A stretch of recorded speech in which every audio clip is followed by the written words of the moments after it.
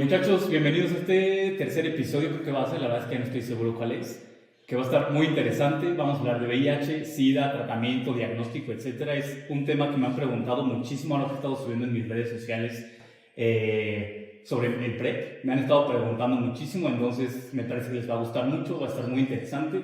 Tengo a dos invitadazos, que es el doctor Azael Aguilar y además a Víctor Dante.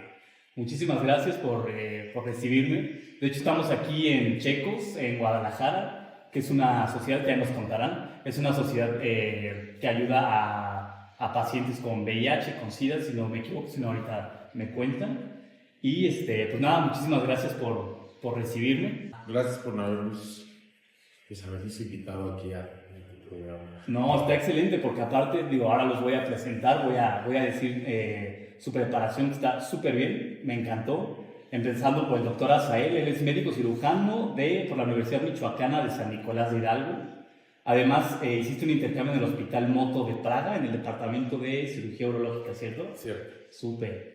Y además fuiste presidente del Comité SCORA de Salud Reproductiva, VIH y SIDA, Sí. de la IFMSA, que es una sociedad de estudiantes. Sí. Súper. A nivel mundial. Ok, está súper bien eso. Y actualmente eres médico en Checos, ¿no? Que Checos es Comité Humanitario de Esfuerzo Compartido contra el SIDA. Así es. Muy bien. Y además tenemos a Víctor, que también está muy padre su preparación. Actualmente eres director de Checos. Sí. Estudiaste filosofía en el ITESO, que es una universidad muy conocida aquí en Guadalajara. Y tienes una maestría de terapia gestalt. Eso está súper padre también. Durante el 2012 impulsaste la creación del Capacits aquí en Guadalajara, en la zona metropolitana. Y además tienes varias publicaciones, ¿cierto? Tengo aquí, por mencionar una, que quizás es la primera que hiciste, me parece, que es el Manual de Psicoterapia aplicado a personas viviendo con VIH-Sida. Esto fue en 2006. Además tienes otra publicación de procesos de intervención con jóvenes homo y bisexuales de 2008. Tienes otra publicación que es recopilación de entrevistas de personas viviendo con VIH. Manual de asesoría. Además está el manual de asesoría y acompañamiento de pares para la incorporación y utilización de los servicios de salud por personas con VIH. Y tenemos el manual de intervención para personas de reciente diagnóstico. O sea, esto nos habla de que están muy bien preparados, están especializados en el tema y nos van a poder hablar súper bien al respecto, ¿no? Entonces, pues para empezar, a mí me gustaría aclarar, porque creo que todavía hay mucha confusión al respecto, qué es el VIH y qué es el SIDA, porque son dos cosas no completamente diferentes, una viene de la otra, pero creo que estaría muy interesante que pudiéramos hacer la diferencia, ¿no? Pues aquí empezando desde un término médico, el VIH es el virus de inmunodeficiencia humana. Es causado por un lentivirus o lentivirus. Esto, hablando, el virus pues entra en el cuerpo, se transmite de humano a humano y hay tres maneras diferentes de adquirir este virus. El virus principalmente puede entrar por contacto sexual, es consanguíneo, es decir, sangre directa, que te contagies con sangre de otra persona contagiada, ya sea que lo adquieras, que lo adquieras de otra persona contagiada, que ya sea por usar jeringas, que estés usando drogas, inyectables, etcétera, o a través de la placenta, es decir, una mujer embarazada o lactando se lo transmite a su bebé que no tenga un tratamiento oportuno durante el embarazo. Estas son las tres maneras de contraer el virus de inmunodeficiencia humana. Y el SIDA es cuando ya la enfermedad avanza, es una enfermedad ya avanzada de este virus, es decir, cuando ya tenemos sintomatología. Para empezar, el lentivirus no nos da una sintomatología específica, el virus ya avanza y empieza a bajar nuestro sistema inmunológico y las bacterias oportunistas de nuestro cuerpo empiezan a atacar a nuestro cuerpo y nuestro sistema inmunológico ya no tiene cómo defenderse. Es entonces cuando el síndrome de inmunodeficiencia humana empieza a manifestarse, que esto puede evolucionar ya sea 5 a 10 años, así lo describe la literatura. Esto ya es cuando ya se llama SIDA. Aquí Víctor nos puede dar otra definición también. No, más bien, yo afinaría un poquito, a ver, ¿por qué no planteamos se contagia? ¿Sí? ¿Por qué planteamos se transmite? ¿Sí? La gripe es un virus muy fácil, que además está en el aire, además te estornudan y lo puedes adquirir muy fácilmente. Pero el VIH no es así. El VIH tiene que tener una línea de transmisión, tiene que haber una línea de contacto donde entras en contacto con un fluido, ya sea en mucosa, ya sea por leche materna, sea por sangre, y no es que se contagie, se transmite. Tiene que haber componentes muy claros para que exista un adquirir VIH. Si no está en el aire, no está en el agua, no se contagia con salud. Bueno, ahorita sabemos de los mitos. Se transmite, se adquiere. Entonces sí hay una diferencia muy grande, ¿no? en adquirirlo, en transmitirlo. Para que se transmita tiene que haber una carga viral, tiene que haber un contenido de virus alto. Si no, no hay modo de transmisión. ¿No? Es decir, tenemos sexo, vamos a coger. Bueno, podemos coger. Si no hay virus, no hay modo. Es decir, hay sangrado, hay lesión. Si no hay virus, no hay modo de transmisión. Es decir, hay virus, hay contacto con sangre, hay contacto con semen. El virus es una carga viral alta. Es posible que se adquiera. Pero si no existe virus, no hay modo de transmisión. Y el otro componente que ya señalaba el doctor Azael es un lentovirus. ¿Qué decimos en un lentovirus? Es decir, casualmente cuando hacemos detección en check, ¿no? Cuando tenemos un resultado positivo, generalmente las ideas que tenemos y las imágenes que tenemos son imágenes todavía catastróficas, una fase de SIDA. Y nos hablan del VIH como si fuera una fase de SIDA. Y no, claramente para llegar a una fase de SIDA se requiere un periodo de 8 años, más tiempo. Desde el punto de adquirirlo hasta el desarrollo. Es un lento virus. Ahora me enteré, pero no porque me enteré, ya estoy en una fase de SIDA. Entonces hay que distinguir, ¿no? Porque en el momento en el que tenemos un diagnóstico, puede ser que se tenga un periodo muy corto de adquirir el VIH, es una transmisión muy nueva. Su última prueba fue hace 6 meses, hace un año, entonces estamos señalando que es un virus reciente. Si tenemos que hay una persona que tiene 10 años, 8 años que no se ha hecho una prueba, no sabemos. Puede ser que sí sea un virus más viejo.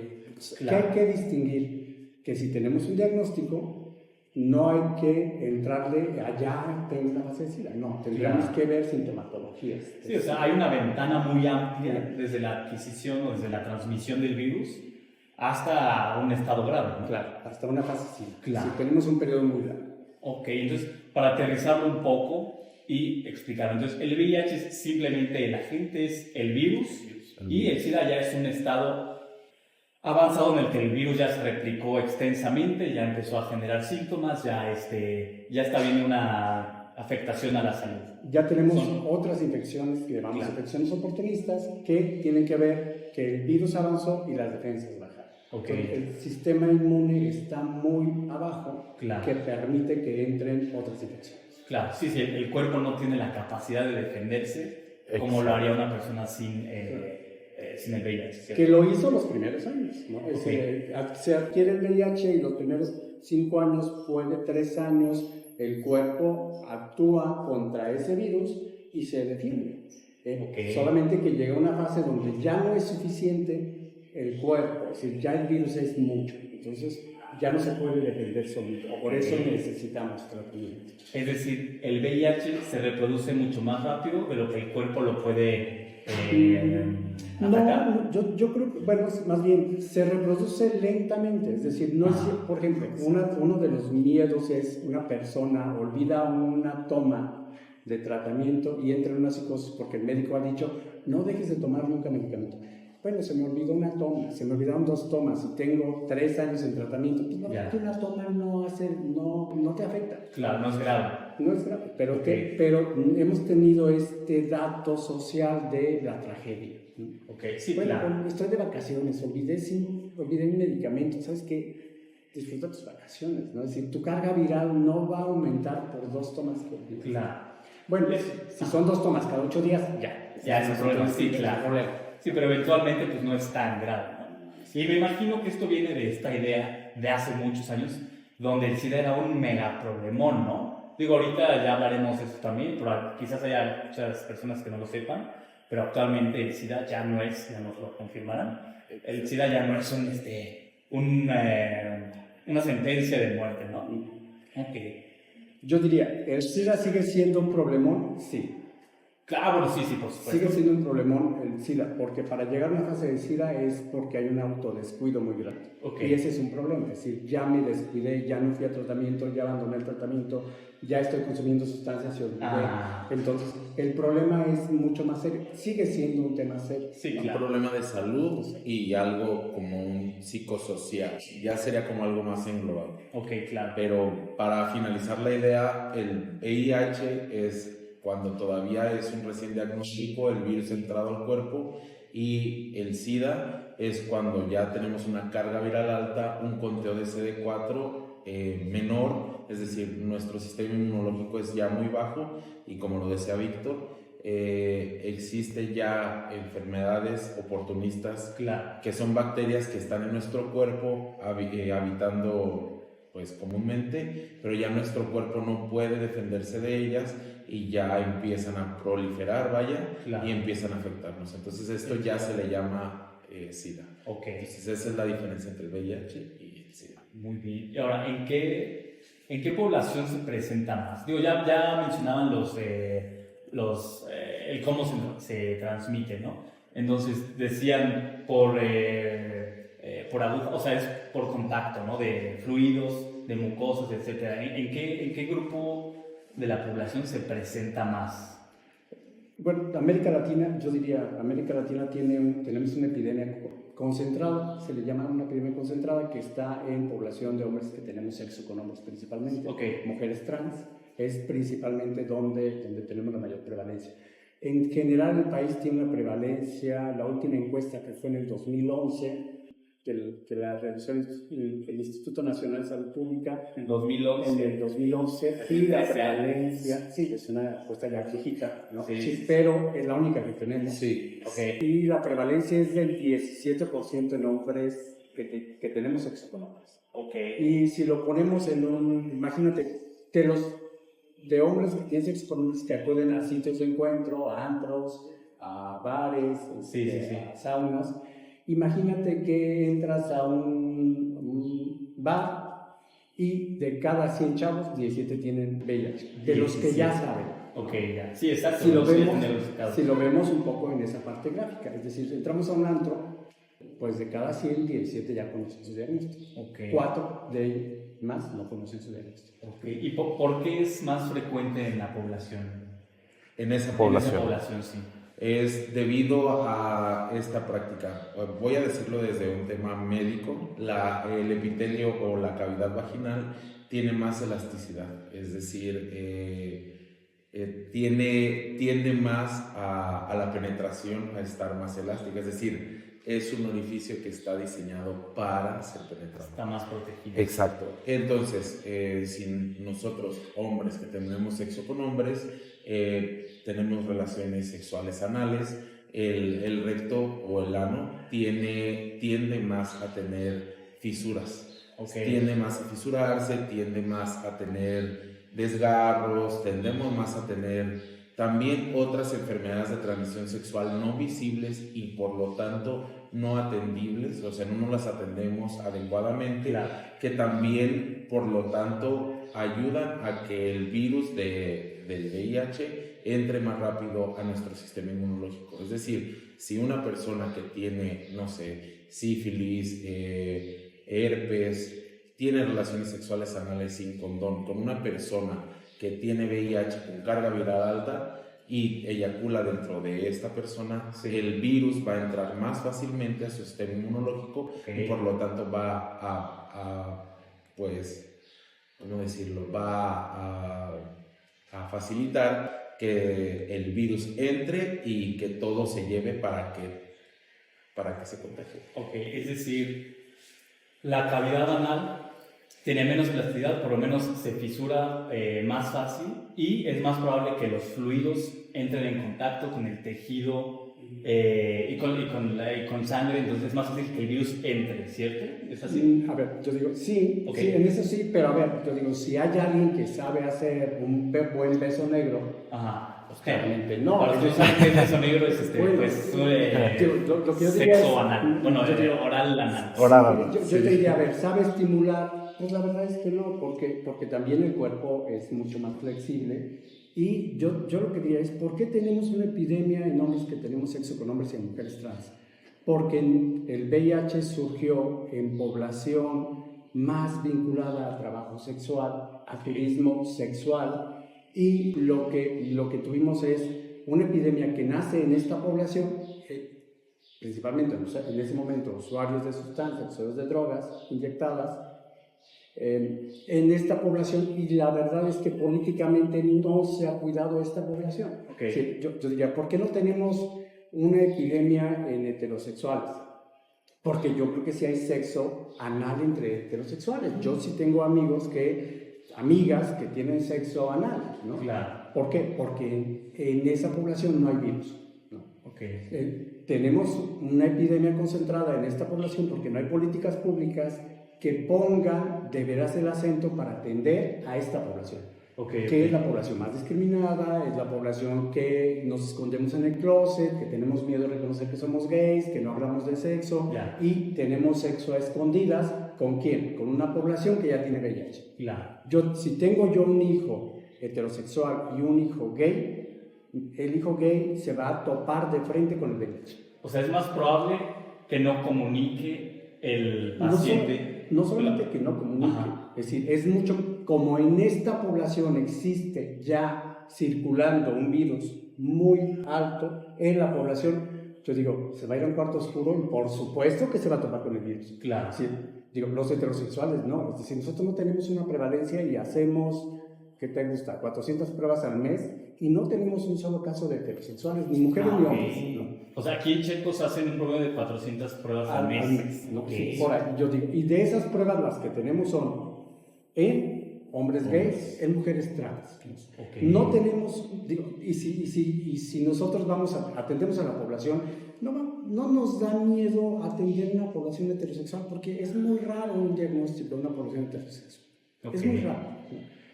¿Qué vamos a encontrar? Bueno, si tenemos algún caso de alguna trabajadora sexual, del padrote de la trabajadora sexual, sí, ¿por qué? Pues porque tuvo sexo con todo. Es decir, con todo y también con hombres, ¿no? Sí. Entonces, creo que lo que tenemos es una prevalencia de VIH circulando en esta población y no tenemos una política pública eficiente que atienda a esta población.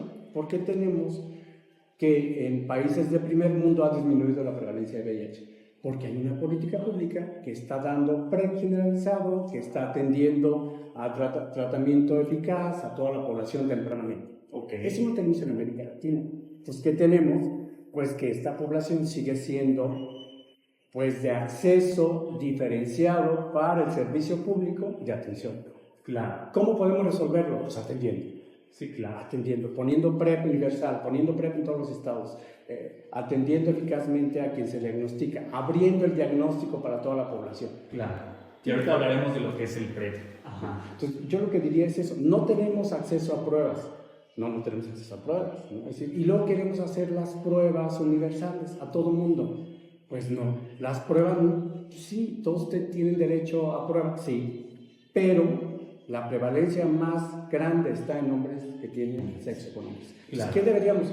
Poner acceso a detección a esta población. Sí, por supuesto. Meter educación y servicios accesibles, amigables con población heterosexual, con población gay. Es decir, no con población heterosexual, porque disfrazamos la epidemia. ¿Cómo para qué? O sea, entonces básicamente hay dos situaciones que aumentan el riesgo. Una es la parte anatómica en la que la cavidad anal está mucho más expuesta al contagio y además está esta parte social, política y etcétera, en la que no hay tanta protección, no hay tanta detección, no hay tanto cuidado, ¿no? Y yo te diría que junto a esa parte anatómica pues también está el estigma, ¿no? Es decir, este asunto de, yo digo, a ver, ¿a qué edad empiezan los jóvenes a tener sexo? a los 14. ¿No? ¿A qué edad empezamos los chavos gays? Pues a los 14 o menos. También tenemos abusos sexuales y tenemos iniciación temprana también. Es decir, circulamos exactamente igual que la población. ¿Cuál es la diferencia? La población heterosexual tiene una epidemia de embarazos en adolescentes. Exacto. Ok, es diferente. Y la población gay tiene una epidemia de VIH en población infantil. Okay. Si hubiera circulando VIH en población heterosexual, tendríamos adolescentes embarazadas con VIH. Sí, Eso no claro. lo tenemos. Y recién nacidos con VIH. Exacto. Sí, ese no es el problema. El problema está principalmente en población gay. Sí, claro. Ese es el tema. Es decir, ahí está el VIH. ¿Por qué si tenemos que acceder a servicios? Y también información, ¿no? Sí, sí, claro. Este asunto de que, bueno, que vas a llegar a chicos, perfecto. ¿Por qué? Porque la población tiene que saber que puede acudir a un servicio a detectarse. Claro. Atenderse en caso de VIH y si no, a entrar a PrEP si tiene múltiples tareas. Ok, y ahora, ¿cómo se diagnostica? ¿Cómo es? O sea, porque digo, de entrada, perdón, antes de pasar al diagnóstico, pues hay factores de riesgo, ¿no? Y hay relaciones sexuales de riesgo. Ya mencionábamos dos de ellas, que son relaciones sexuales hombre con hombre y, sí, relaciones sexuales de riesgo con personas ¿cómo se llama? De servicios sexuales, ¿no? De trabajo De sexual. trabajo sexual. Pues podría ser principalmente en general, no solo para hombres, sino también personas. Si no tienen relaciones sexuales con condón, es un riesgo. Aquí, desde el punto de vista médico, para toda enfermedad de transmisión sexual, no solo para el VIH, Exacto. si no tienes relaciones sexuales, si tienes relaciones sexuales sin protección, es un riesgo. Aquí se maneja, así lo manejaba la literatura, si tienes relaciones sexuales sin protección, es un riesgo. Pero realmente, ¿cómo se considera un riesgo real para contagiarte de VIH?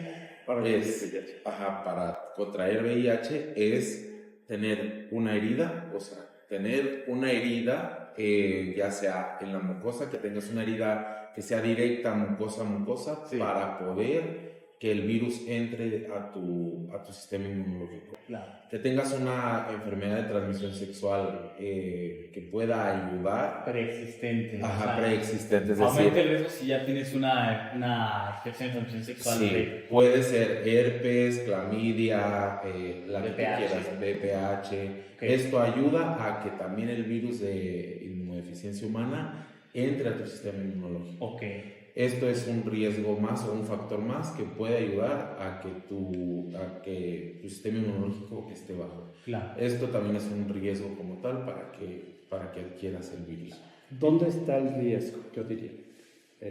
¿Todas las heridas nos exponen a un riesgo? No. Sí, no tenemos de veras documentado una infección de VIH por sexo oral. Claro. Sí, el sexo oral, la verdad que tiene muy bajo riesgo. Claro. Hemos hablado que encías sangrantes y entramos, digo, a ver, no tenemos de veras documentada una infección por VIH. ¿Sí? ¿Por qué? Porque para adquirir VIH tiene que estar, primero, en contacto con una carga viral. ¿Por qué está el riesgo en hombres que tenemos sexo con hombres? Porque puede haber una penetración no lubricada, ¿no? O violenta, o además en este asunto a oscuras, sin lubricación. Y en ese momento puede rasgar o puede hacer pequeñas fisuras. Sí. Y en esa fisura se pone un semen con una carga viral alta. Porque si no hay carga viral, le pongas todo el semen y le adornes todo lo que quieras, no hay nada. ¿No? Es decir, lo que tenemos que tener muy claro esa parte. Si no hay virus, si no hay carga viral, no hay nada. Sí. Y si tenemos una carga viral alta, esa pequeña fisura lo que va a hacer es entrar en contacto con el virus y entonces va a ir penetrando a un flujo sanguíneo. Claro. ¿No? Entonces, ¿por qué? Porque la mayoría de las heridas, el flujo sanguíneo sale, ¿no? Si yo tengo una herida aquí, la sangre es hacia afuera, no es hacia adentro. Okay. Entonces, por eso la mucosa no. En el ano lo que tienes es que hay una fisura y ahí se deja un semen con una carga. Sí. Ahí se deja. Entonces, esa mucosa ahí se quedó y entonces va a absorber. Claro.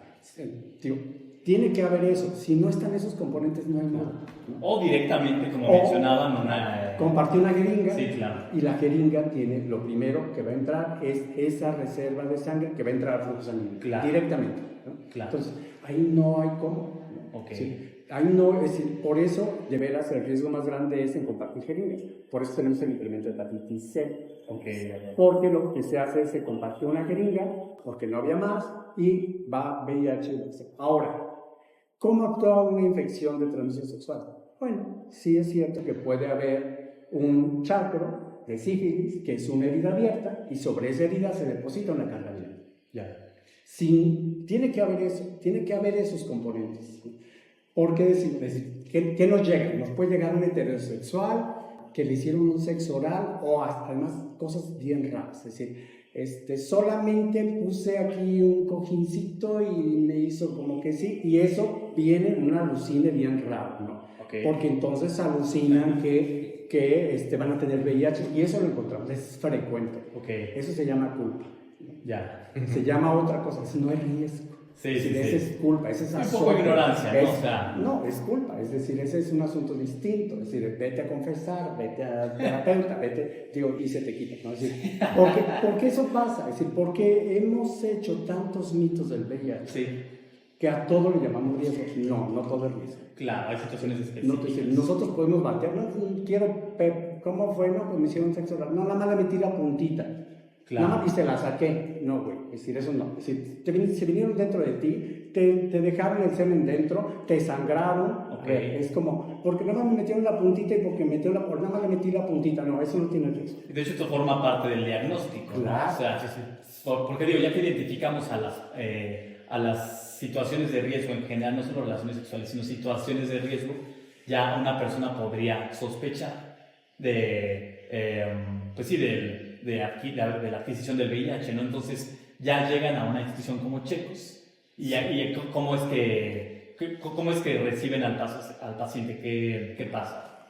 Pues al recibir al paciente, pues primero se registra, bueno, aquí lo que hacemos es se registra en recepción, lo pasamos con mi compañero Chas, claro. Se registra en recepción, pasa ya sea conmigo, con mi compañero Javi, con mi compañero Javier, ya con cualquiera de los que esté libre, se le toman pruebas y se les hace VIH. Prueba de sangre. Se les hace prueba de sangre, okay. Se les hace VIH, sífilis, hepatitis B y C. Okay. En caso de que salir positivo, con VIH, sífilis, hepatitis B o C, en caso de salir VIH, por ejemplo, en caso de que tenga IMSS, se canaliza a la institución, claro. Y se les puede dar apoyo psicológico, se les hace una segunda prueba para corroborar que su diagnóstico no es un falso positivo, porque en ocasiones puede haber falsos positivos, puede que la prueba no esté detectando o no sea adecuada y se corrobora con una segunda prueba, ya sea de la misma o de otra marca que también tenemos, de una de tercera generación. Aquí hacemos una prueba de cuarta generación que detecta P24, que detecta la enfermedad en las primeras etapas ¿El P24 es eso? Que la detecta. Ajá. A los 14 días, okay. Y o de tercera generación después de los 3 meses. Si ya sale en ambas positivas, es un diagnóstico ya confirmado y entonces se le dice al paciente que ya es VIH positivo y tiene que acudir a que le hagan, pues, principalmente otros estudios, que serían estudios generales, biometría hemática completa, química sanguínea de todos los elementos, pruebas de función hepática, prueba de función de todo. Sí, se le hace todo. En realidad se le hacen unos estudios generales, ahí mismo lo mandan a epidemiología y de ahí se manda con el especialista, que es el infectólogo. El infectólogo le va a dar el tratamiento. Aproximadamente se tarda un mes en darle el tratamiento. A veces sí es 15 días. Okay. 15, bueno, en el IMSS de 15 a 3 semanas. Debido a la burocracia. Ajá. Pero no pasa nada, debido a que son a veces diagnósticos muy oportunos y ellos creen, como les decimos, es un lentivirus, no pasa nada. Mucha gente cree que si no recibe el tratamiento se va a morir mañana. Okay. Entonces, y que aparte la carga viral está elevadísima y que si si no les dan el tratamiento ya hoy, se van a morir en 3 semanas. Sí. Entonces, en realidad no les pasa nada. Realmente muchos es más que nada, pues por lo que hemos hablado del estigma social, y no sienten nada. Vienen aquí muchos a solicitar el PrEP, que ahorita vamos a hablar de eso. Vienen a solicitar PrEP y se dan cuenta que pues, son positivos, y al darse cuenta pues es cuando empiezan a tener algunos síntomas que son más que nada psicológicos. No tienen nada. Eso es una información muy valiosa porque me imagino que habrá muchas personas que andan muy preocupadas. Oye, ¿qué crees? Ayer tuve sexo sin protección con una, lo que sea, ¿no? El primer filtro sí es el registro, y en el registro sí preguntamos edad, municipio, por datos, orientación sexual y un poco el servicio al que viene. Claro. Porque puede ser alguien que venga porque tuvo una práctica ayer, ¿no? Y entonces viene solicitando PrEP o PEP. Claro. Viene solicitando PEP.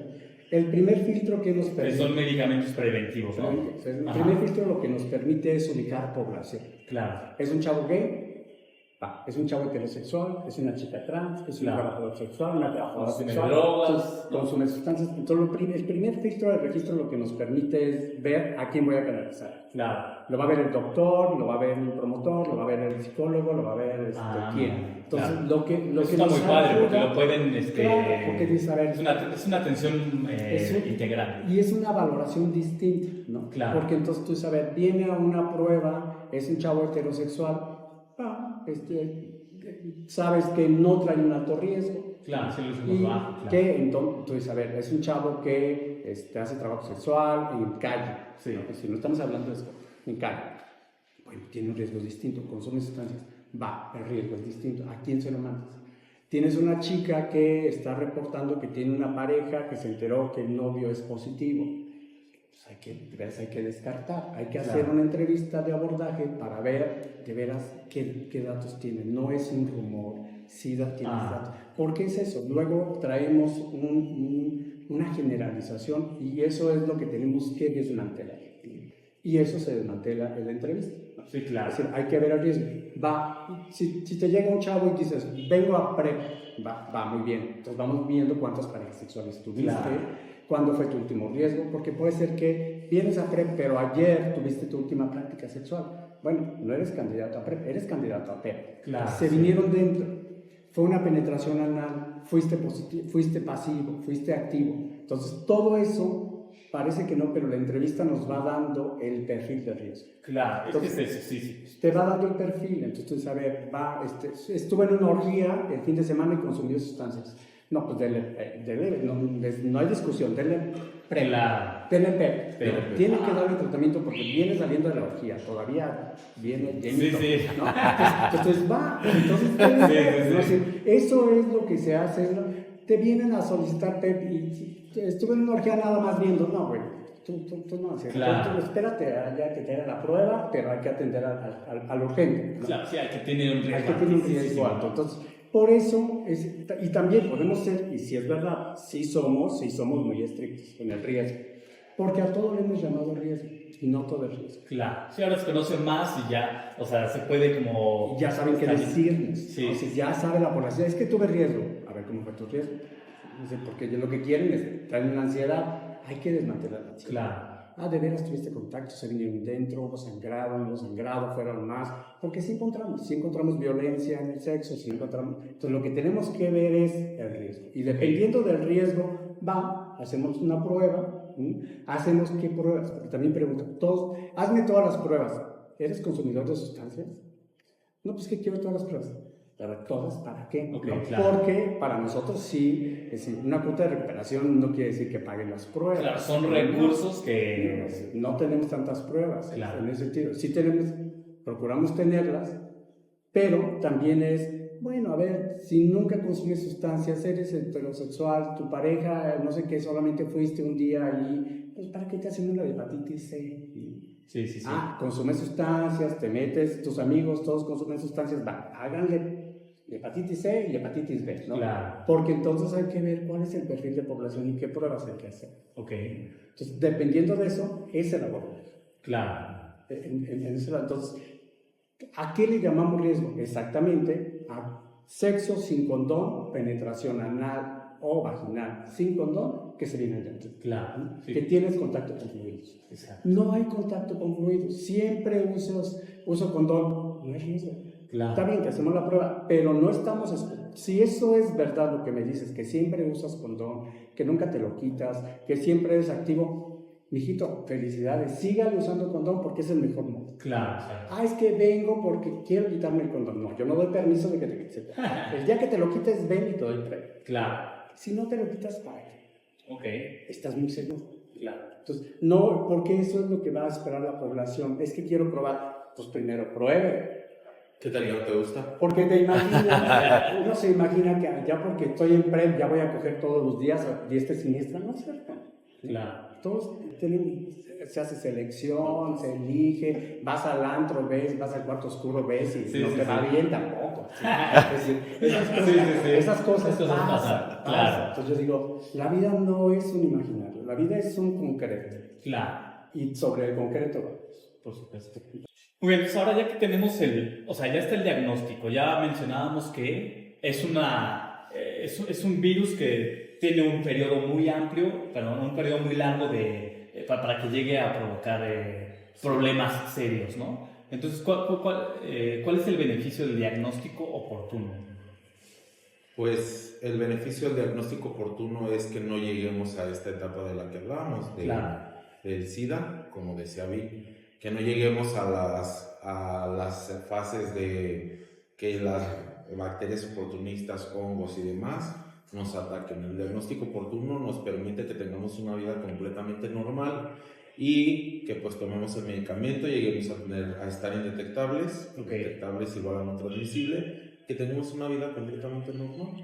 Claro. El diagnóstico oportuno también nos permite, desde una visión más de salud pública, que no haya tantos gastos para el gobierno y para nosotros como sociedad, y evitamos pues caer en hospitalización y muchas veces hasta la muerte. Contagios, bueno, claro, y también contagio no es la palabra, sino la transmisión. Okay. Sí, evitamos también la transmisión hacia terceros, vaya. Claro, la población.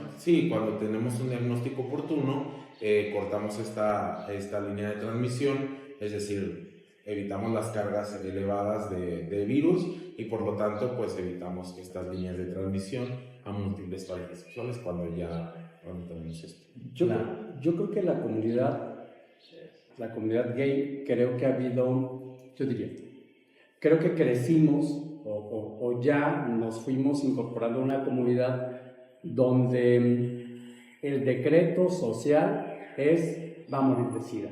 Claro. Sí. Donde nuestros papás, su mayor temor era va a morir de SIDA. Va a morir mañana, si ¿no? mi hijo es gay, si mi hija es trans, le espera una muerte de SIDA. Y yo creo que los primeros años fue así, ¿no? Sí fue ese decreto. Yo creo que ese decreto sigue existiendo en nuestras familias, en nuestros papás.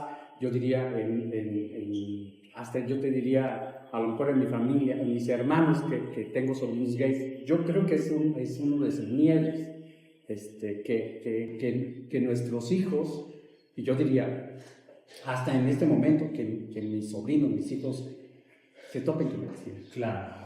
Y yo creo que cuando hablamos de un diagnóstico oportuno, ¿qué sería lo contrario de un diagnóstico oportuno? Un diagnóstico tardío. Claro. Y si hablamos de un diagnóstico tardío, ¿qué es un diagnóstico tardío? Cuando la persona, sabiendo que tiene riesgos, y yo diría, hay muchos, ¿no?, de nuestros compañeros conocidos, que sabe que tiene riesgo y aplaza. Claro. Espera, porque sabe en riesgo. Y lo que dice es que yo creo que ya lo tengo. O me espero hasta lo último, ¿no? Ese es un diagnóstico tardío. Claro. Porque por temor aplaza.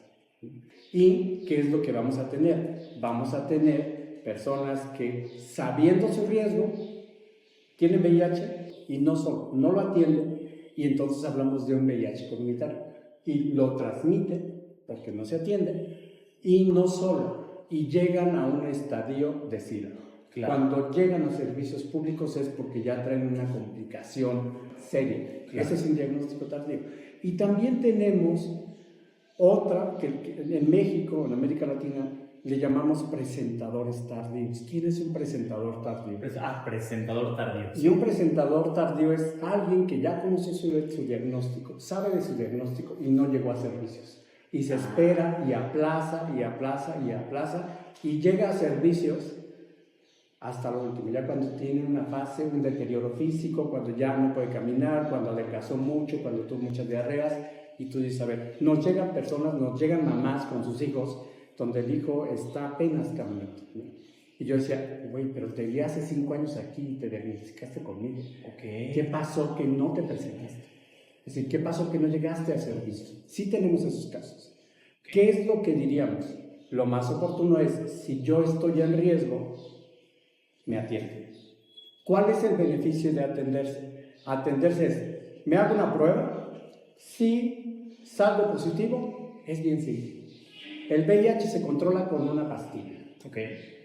Los pensamientos y los juicios hay que resolverlos de otro modo, pero el VIH se soluciona con una pastilla diaria, claro, que baja su carga viral, su estado inmunológico se regulariza y no transmite VIH. Entonces, ¿qué tenemos ahí? ¿Por qué es importante el diagnóstico oportuno? Porque le llamamos que hay una carga viral comunitaria. Si todos pasamos a un diagnóstico y todos nos atendemos, podríamos controlar la epidemia. Sí, claro. ¿Por qué? Porque no hay virus circulante. Pero si no me atiendo y si no voy a tratamiento, si no voy a una prueba, el virus sigue circulando y entonces sigo transmitiendo. Sí, claro. Más en este momento que el sexo a pelo está en boom, ¿no? Sí. Entonces, se busca sexo a pelo, está bien, digo, hay PrEP, pero no todos tenemos acceso a PrEP. Sexo a pelo es sexo sin protección, ¿no? Es que podrían no saber. En ese sentido, entonces, ¿yo qué te diría? ¿Qué ayuda la detección oportuna? Primero, a conocer mi estatus, entrar en tratamiento, regularizar mi cuerpo y además bajar el virus a una carga viral donde puedo tener sexo sin condón y no lo transmito. Claro. Así llenes de leche lo que quieres. Porque también es algo importante, ¿no? O sea, considerar que pues, comunitariamente pones en riesgo a muchas otras personas, ¿no? Lo ideal es que todos estuviéramos pues, protegidos de alguna manera, ¿no? Yo creo que eso sería lo más oportuno. Sí. Que la comunidad no le tenga miedo a un diagnóstico. Que el diagnóstico sea familiar. Claro, y es que yo creo, ya digo, ustedes teniendo la experiencia ya me corregirán, pero yo pienso que las personas no atienden a los servicios de salud para detección justamente porque está toda esta idea social de que es algo súper grave, súper peligroso, como dice, van a morir entre semanas, cuando yo creo que si la población supiera lo que ahora estamos platicando, que es algo que se puede controlar con una pastilla, que ya estamos pasando ahora el tratamiento, ya es algo mucho más sencillo de lo que probablemente pensaban, ¿no? Y yo te diría que si es verdad que no tenemos servicios amigables. Okay. Es decir, sí nos faltan servicios amigables. ¿Por qué viene la población a cheque? Digo, luego no somos tan amigables, también nos equivocamos, pero digo, porque también hay que reconocer, ¿no? Es decir, también tenemos nuestros errores. ¿Por qué viene? Porque somos gays, atendiendo a nuestra población, porque sabemos de riesgo y porque vamos a preguntar porque nosotros somos parte de la comunidad. Sí. Perdón, pero si voy a cuarto oscuro, te aseguro que todos me van a conocer, por eso no voy. Ya. Entonces, es como, a ver, somos prestadores de servicios dentro de la comunidad. Entonces, sabemos cuál es el riesgo, sabemos que somos gays, sabemos cómo se coge, sabemos. Claro. Entonces, ¿por qué viene la población? Pues porque son de los míos. Sí, claro. pero ahí está el doctor y es mi amigo, ¿no? Claro. Sí, hay más empatía, ¿no? Es como, güey, entiendo por lo que estás pasando, entiendo lo que haces, cómo lo haces, con quién lo haces, ¿no?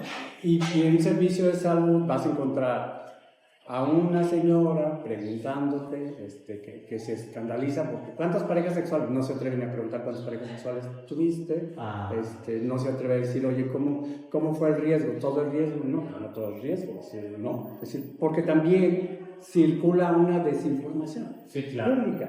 Es decir, no, tenemos que desbaratar el riesgo. Bueno, si tengo una señora que se asusta y que además está enojada con su sexualidad, bueno, pues me va a atender del diablo, ¿no? Claro.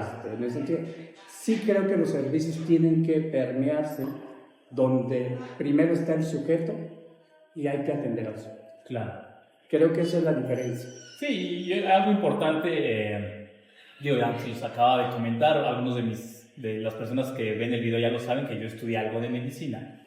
Entonces, recuerdo que desde el principio nos decían, somos seres biopsicosociales, o sea, somos de carne y hueso, que nos enfermamos, que vivimos en un ambiente social y que tenemos una mente que nos preocupa, ¿no? Entonces tienes que abordar todos esos temas, no es nada más toma tu pastillita y suerte, ¿no? Es como, oye, bueno, el psicólogo, mira, o sea, esto es lo que sigue, la situación es así, es como, a ver, ¿no? La situación está de esta forma, ¿no? Entonces, creo que es todo un abordaje, o sea, el tratamiento es todo un abordaje, ¿no? Hablando ya lo habíamos hablado aquí antes en otros temas, yo tengo amigos médicos, especialistas de todas las especialidades, no saben una gota de este tema. Mira. Y además la mayoría de mis amigos médicos y de todo están cero sensibilizados con los temas sobre VIH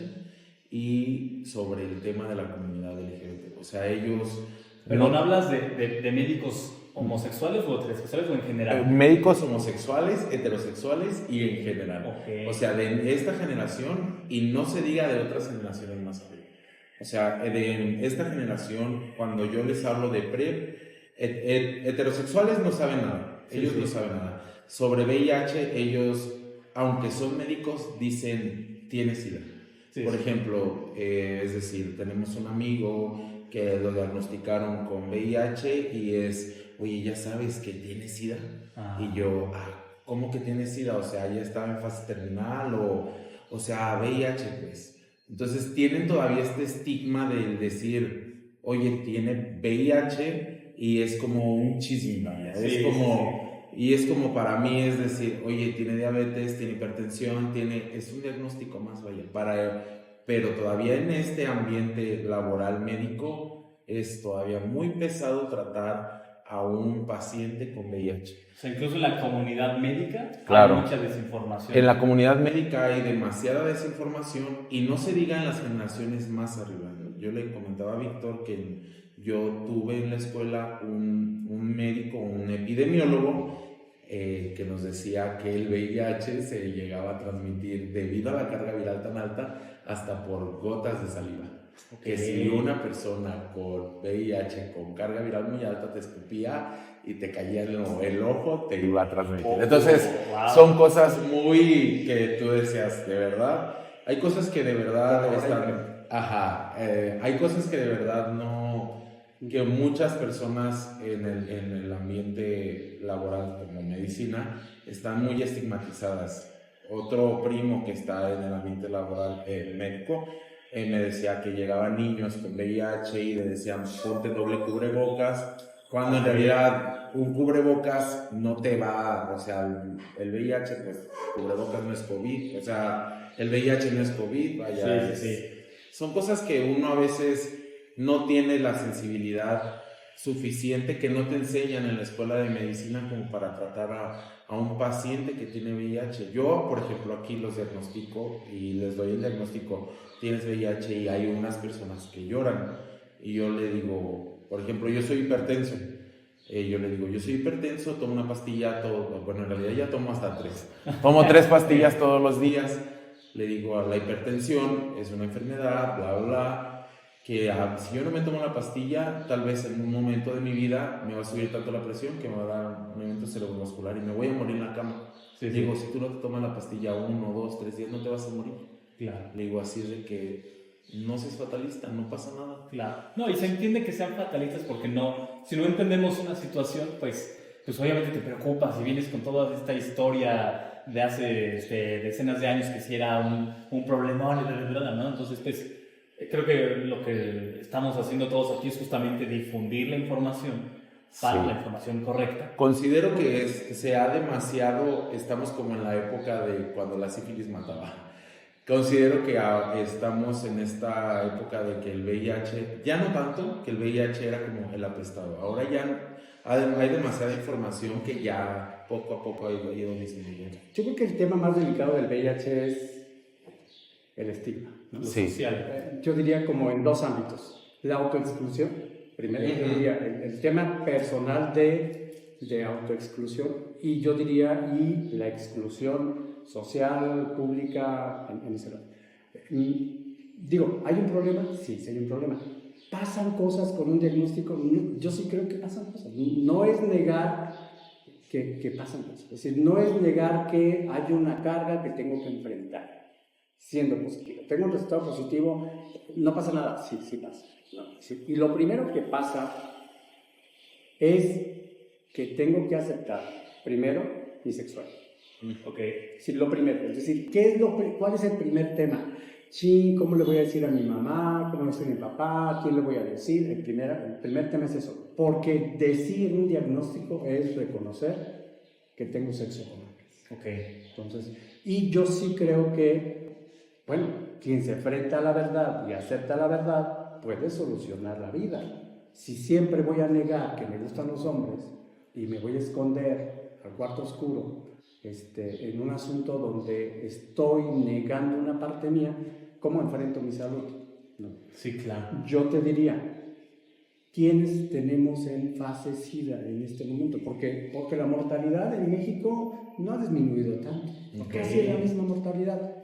Porque tenemos casos donde es mucho más grande lo que van a pensar de mí, lo que van a decir de mí, porque me van a ver, aquí quién me va a ver, quién se va a enterar, y mejor es mejor morir bien. El asunto del tema de VIH todavía sigue siendo mortalidad. El asunto de SIDA todavía sigue siendo mortalidad. Es decir, no lo hemos solucionado. Todavía sigue siendo un problema. ¿Por qué? Porque el tema de reconocerme positivo es reconocer mi sexualidad. ¿Se tiene que hacer? Sí, yo digo, no solo. ¿Qué pasa con un chavo cuando tiene un diagnóstico? Es decir, pues primero se va a enfrentar a su verdad. ¿A quién le tiene que decir? Yo sí creo que ayuda ir teniendo una red comunitaria con quien sostenerse. Una red de apoyo. Una red de apoyo. Es decir, ¿en qué ayuda el grupo que tenemos? Primero el tema deja de ser un tema privado y pasa al grupo. Ya no es solamente yo y mi amiga, es yo y ese grupo de positivos. Pero se refiere al grupo que tiene al grupo de autoapoyo. ¿En qué ayuda? Que pasas a un ámbito comunitario. ¿Cuándo hay que decir a la mamá o al papá? Pues no sé. Cuando estés listo. Cuando estés listo. ¿Te va a dejar de querer tu mamá o tu papá? Pues no. Hay quienes sí. ¿No? Sí, sí. Si tú me dices cuáles son los temas más drásticos que tenemos en discriminación, es la mamá que llega con el hijo porque está asustada y que le esconde el plato, que le pone todavía más, ¿no? Es decir, que le pone cloro a no sé qué y que dice y va a decir eso, es que me va a infectar. A ver, señora, yo soy muy drástico en eso. Digo, señora, usted coge con su hijo y coge a pelo con su hijo porque no hay otro modo, ¿eh? Es decir, el único modo de adquirir VIH es comparte jeringas con su hijo o coge con su hijo. Dice, viene su hijo dentro. Porque, perdón que lo diga, pero cuando lo digo así, le digo, señora, a ver, si no, no hay modo, ¿eh? Si no, no hay modo. No solo, y si su hijo ya está en tratamiento, aunque coja con él. Perdón que lo diga, pero cuando lo digo así, es demasiado grotesco. Y demasiado, pues, perdón, pero solamente así. ¿No? Sí. No hay otro modo, béselo, agasájenlo, todo lo que quieran. Pero si no, se los deja dentro. Y si no, no hay modo. Ya. Entonces, ¿qué tiene? Perdón que lo diga de ese modo, pero ese es el modo de entender el VIH. Claro. Así. Porque el estigma a la sexualidad es muy grande. No, ¿cómo se atreve? No me atrevo, porque usted está diciendo que va a adquirir VIH de su hijo. No hay otro modo. Si no, digo, pues, ¿cómo se atreve usted a decir eso? Perdón, me está insultando. Me está insultando mi trabajo. Se entiende que no lo sabe, ¿no? O sea, no, se preocupa. Digo, no lo sabe, pero sí se fomenta este juicio, estigmatizante, donde digo, perdón, no hay modo. Es decir, porque el estigma ya vino, porque las señales de homofobia con el hijo ya estuvieron. Es decir, el hijo está recibiendo una agresión constante por ser gay. Ya. Entonces, ya. Pues sí, se va a querer morir. Claro. ¿No? ¿Quién no se quiere morir si en mi casa no me quieren? ¿No? Claro. Por supuesto que voy a adquirir VIH. Y por supuesto que no me voy a tener. Ese es el tema, yo diría, de fondo, la homofobia, la transfobia, es el tema fundamental que no nos deja avanzar. Y en ese tema, la homofobia, la transfobia pública, la homofobia política, la homofobia religiosa, la homofobia de servicios públicos, Sí, ese es el tema más delicado, ¿no? Hemos avanzado. ¿Por qué viene la gente? Güey, perdón, pero si pues, se te nota que eres gay. Pues sí, sí soy gay. Pues sí, ¿dónde me escondo? No, sí soy gay. Por eso estoy aquí. Sí. Entonces, el primer tema es cómo me reconozco siendo lo que soy. Sí, sí me gustan los hombres. Sí, cojo porque son, se está riquísimo. Sí, porque negar es una constante de negación donde va a afectar la salud. Claro, sí, aumenta el riesgo en este caso, ¿no? O sea, si no te diagnosticas, no te tratas, pues es un problema, ¿no? Y yo diría que ese es el punto más radical. Claro. El punto más radical es cómo estamos y cómo seguimos permeados por el juicio que tiene que ver con sexualidad. Claro. Sí. Entonces, ok, ya que están diagnosticados, o sea, por lo que estoy entendiendo a partir de lo que dicen es algo sencillo, entre comillas, como tú tomas tu pastilla diario, así como las personas con hipertensión, como decías, toman su pastilla diaria, así como las personas con diabetes toman la pastilla diaria, así como muchísimas otras enfermedades se toman su pastilla diaria. Nosotros en Jalisco, ¿qué hemos logrado en los últimos años? Con la anterior administración, no con esta. Con la anterior, lo que logramos muy de la mano con el programa de la Ciudad de México es que a nosotros nos aceptaran un diagnóstico con 2 pruebas rápidas. Okay. Es decir, si tenemos, ya decía el doctor, hacemos una prueba rápida de 4ª generación, si tenemos un resultado positivo, hacemos una tercera o una de otro laboratorio, y eso nos permite tener un diagnóstico. Y si nos sale la persona positiva, lo mandamos a servicios de salud si no tiene IMSS. Y ellos vuelven a repetir la prueba ese mismo día, pero ese mismo día le dan tratamiento. Ok, ¿en el IMSS el mismo día? No, en Secretaría de Salud. Estamos hablando en los hospitales civiles o en el CAR, ¿no? Es decir, ¿qué tenemos? Aquí en Guadalajara, aquí en el Hospital Civil, ok, sí. Tenemos 3 hospitales civiles, el Hospital Civil Viejo, el Nuevo y el Hospital de Chalana, ¿no? Okay. Y también de Secretaría de Salud tenemos el CAR, el Centro de Atención Especializado en VIH, que ese es el acuerdo. El acuerdo es que si alguien llega con un diagnóstico oportuno, ese mismo día le dan el tratamiento. Claro. Lo mandan ese mismo día a hacer carga viral y CD4, pero ¿en quién no le dan tratamiento? En alguien que llega en una fase de SIDA. Okay. Es decir, si hay alguien que llega con peso bajísimo, que trae ganglios inflamados, que trae diarreas, que trae diarreas nocturnas, a esa persona lo que hay que hacer es esto que decía el doctor. Hay que hacer un diagnóstico más amplio, porque hay que descartar otras infecciones oportunistas. Habrá que descartar tuberculosis, habrá que descartar hepatitis, habrá que descartar otra serie de infecciones. En personas que tienen un diagnóstico muy reciente, diríamos que se hicieron una prueba hace 6 meses, se hicieron una prueba hace 2 años, y tenemos un diagnóstico, todavía no traen sintomatología de SIDA. Y si no hay sintomatología de SIDA, los atienden ese mismo día, les dan tratamiento. Okay. ¿En quién hay que tener un diagnóstico más completo? En personas con fase SIDA. Okay, claro. Porque también pasa, es decir, si tenemos a alguien que nos llega con ese diagnóstico que trae una baja de peso, caminando muy lento, que ya se agita, que no puede caminar, nosotros casi siempre pensamos, es que ya deben de darle tratamiento. No. Primero hay que hacer un diagnóstico completo porque puede ser que tenga que tener otro tipo de tratamiento complementario, siempre, okay, que permita que el tratamiento antirretroviral no lo colapse. Okay. Entonces, en esos casos que estamos hablando de diagnósticos tardíos o presentadores tardíos, lo que requieren es un diagnóstico mucho más amplio. Claro. Entonces, para descartar otras sí, claro. Y en el caso de personas que acuden, aquí no hay tienen un diagnóstico negativo, pero quieren estar con protección. Ahora sí, lo mencionamos antes, que está el PrEP y el PEP, que también se puede dar, ¿cierto? ¿Qué es?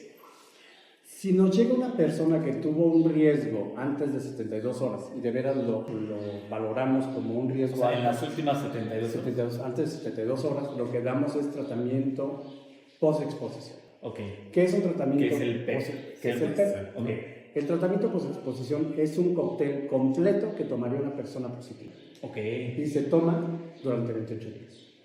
Tiene que iniciarlo antes de 72 horas y es para que el virus tiene tres componentes. Uno de ensamble, que es un poquito donde donde entra, donde se deposita en una mucosa y la mucosa va absorbiendo ensamble el virus. O sea, el virus entra en contacto con la superficie de la cavidad. Y entonces va entrando a los CD4 porque necesitan las defensas para ensamblar. Los CD4 son las células de la inmunidad, ¿cierto? Y entonces el CD4, cuando ensambla, lo que hace es replica y expulsa. Tiene tres componentes: ensamble, replicación y expulsión. Es decir, el virus llega, se pega a la célula de la inmunidad, que es la que el necesita, CD4, por eso. Y usa esa célula para replicarse. Y después expulsa. Claro. El antirretroviral tiene esos tres componentes. Tiene un componente de ensamble para evitar el ensamble, para evitar la replicación y para evitar la expulsión. El PEP es, como decías, es un cóctel de medicamentos que ataca todas estas tres partes que el virus usa para replicarse. ¿Qué es lo que tomaría una persona positiva? Esos tres componentes. Ya hay virus, lo que hay que hacer es tomar el cóctel para esos tres momentos. Claro. Y se toma, si hay una persona que tuvo riesgo, lo que se hace eso es que lo tome 28 días.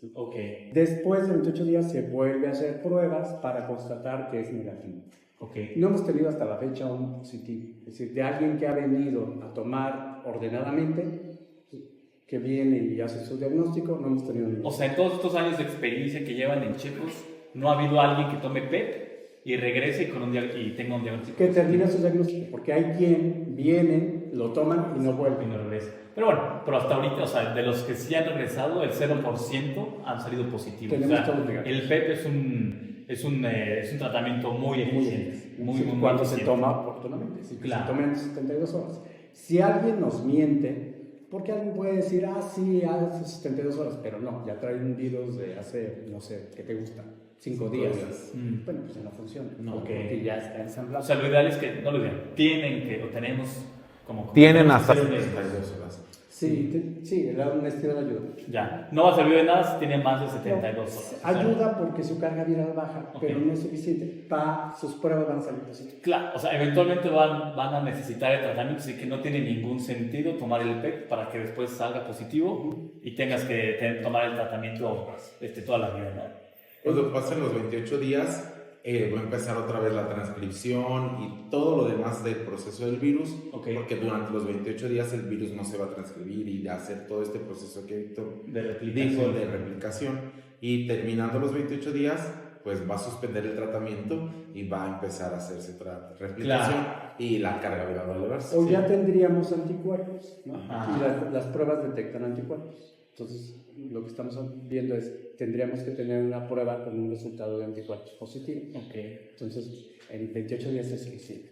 Ahora, esto es el PEP. El PEP se usa para alguien que tuvo una relación o una exposición en general de riesgo. Puede tomar el PEP y se da este medicamento súper eficiente. Y ahora, el PrEP, que es algo que yo tomo, lo he comentado en mis redes sociales y muchísima gente me ha preguntado al respecto. Me ha dado mucha pena porque no les he podido dar una respuesta profesional, porque no soy el profesional para hablar de eso. Entonces, ¿qué es el PrEP? El PrEP es un medicamento, también es, como lo que dice, está también principalmente, bueno, nosotros aquí en Checos lo valoramos al paciente o a la persona que quiera tomar el medicamento, principalmente es para personas que tienen múltiples parejas sexuales y que no utilizan ninguna protección. O sea, condón. Es decir, aquí se lo damos a personas que se dedican al trabajo sexual, creadores de contenido, también a chicas trans o chicos trans y a la población en general, o sea, alguien que diga que no se dedica a nada de esto y alguien que diga, oye, pues yo generalmente tengo relaciones sexuales sin protección. Sí, también, claro. Quiero este medicamento. Claro, si es hombre que tiene sexo con hombres, sí. Con múltiples parejas. ¿Cuáles son los criterios? Yo diría, pensar, ¿cuáles son los criterios de inclusión a PrEP?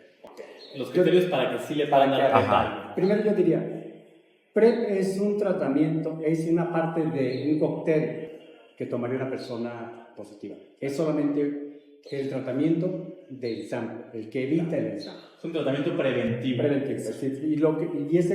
Y el PrEP va a ese componente, es decir, a evitar que ensamble el virus. Es decir, en este asunto de que el virus no entre al CD4 y en eso. Y estamos hablando de que es altamente efectivo, pensando que la persona tomando PrEP puede entrar en contacto con alguien que tiene una carga viral alta y no en sangre. Okay. Es decir, no es para ver si no, es para alguien que claramente tiene prácticas de riesgo, de alto riesgo. Claro. No es hizo un sexo oral, no. Es tuvo contacto con semen, con sangre, claro. en ese lado. Los criterios de inclusión son múltiples parejas.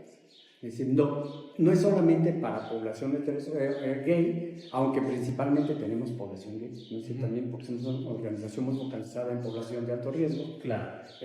Y es que tenga múltiples parejas, y estamos hablando sexo sin condón. También, es decir, no es solamente suficiente que tenga sexo, sino que tenga sexo sin condón. Yo diría que sea mayor de 18 años. Si es menor, sí hacemos en algunos momentos excepciones, sí hacemos un seguimiento distinto. Okay. Tenemos pocos, pero sí creemos que tenemos que atender a la población que ya tiene sexo, ¿no? Claro. Porque luego no hablamos de eso, pero sí. Y diríamos, y puede ser trabajo sexual, uso de sustancias, también puede ser trabajo sexual femenino, no solamente masculino, ¿no? Es decir, también tenemos mujeres incluidas. Población trans, de hombres y mujeres, ¿no? Sí, también sí. En ese lado es múltiples parejas sexuales, sexo sin condón, y múltiples parejas sexuales es ¿qué pedir? Una de las preguntas que siempre hacemos es ¿cuántas parejas sexuales tuviste en los últimos, en un mes, pero en los últimos 3 meses? Si alguien nos dice tuve 3 parejas sexuales en 3 meses, si decimos estás tomando todos los días un tratamiento por una acogida, pues sí lo vemos así, perdón que lo diga, pero sí decimos, a ver, ¿para qué le metes al cuerpo lo que no necesita? ¿No? Sí, pues la verdad es que sí tienes que ver si no es miedo, si no es ansiedad, si tu tema no es un asunto desde otro lado. Se valoran otras cosas. Porque creo que también tenemos eso, sí tenemos paranoicos que quieren tomar PrEP y no tienen ni sexo. Entonces, primero coge sin condón y le damos PrEP. Okay. Si no coge y tiene siempre sexo, si tienes siempre sexo con condón, decimos, ¿para qué tomas PrEP? El condón es altamente efectivo, no necesitas. Claro. Es decir, si tienes esa paranoia, sigue mejor. Y no solo, y si ya estableciste una dinámica y un hábito de usar bien el condón, adelante. Siga con el condón para que le metes. Okay. En trabajo sexual, masculino y femenino, sí recomendamos PrEP, aunque use condón. ¿Por qué? Porque si hay violencia durante el sexo. Sí tenemos casos donde se quitan el condón, donde se paga más porque no se pone el condón, y también las opciones de sexo sin condón. ¿Cómo empezamos PrEP en Checos? Empezamos en el 2018 con Andrea, con el programa de la Ciudad de México, en un programa piloto de una investigación entre Perú, Brasil y México. Okay. Y la verdad es, ¿a quién incluimos? A los chavos que estaban en seguimiento con nosotros, que venían periódicamente a pruebas y que íbamos viendo que se iban volviendo positivos. Okay. Y lo que decíamos, sí queremos PrEP, sí queremos la opción de que se cuiden. Y empezamos claramente con quien ya tenía una opción por sexo sin condón.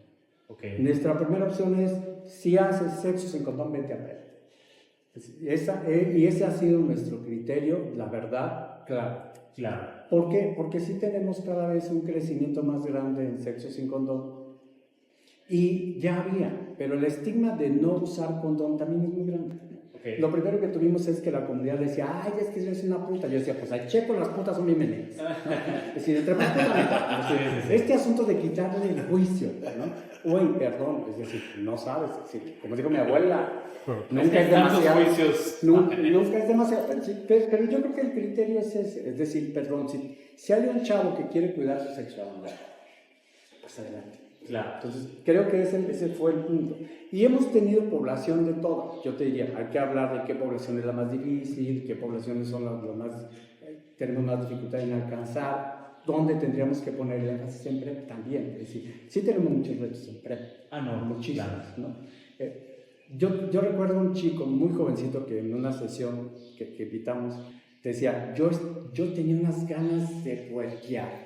Yo tenía unas ganas de y además cuando me enteré que estaban en Checo llegué. Ok.